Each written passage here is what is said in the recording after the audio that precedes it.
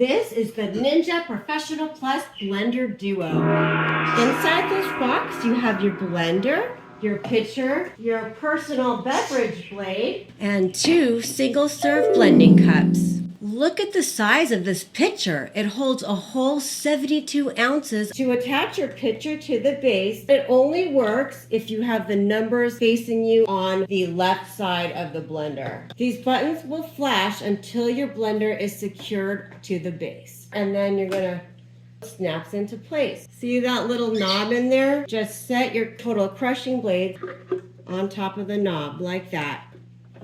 I think the coolest thing about this blender is that it has 3 preset auto IQ programs.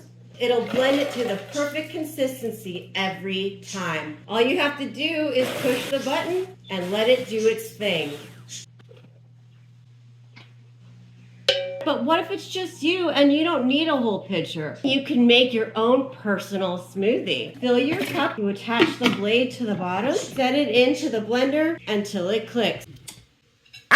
It's great for smoothies, frozen beverages, and extract, which pulls the nutrients out of fruits and vegetables that you place inside your pitcher.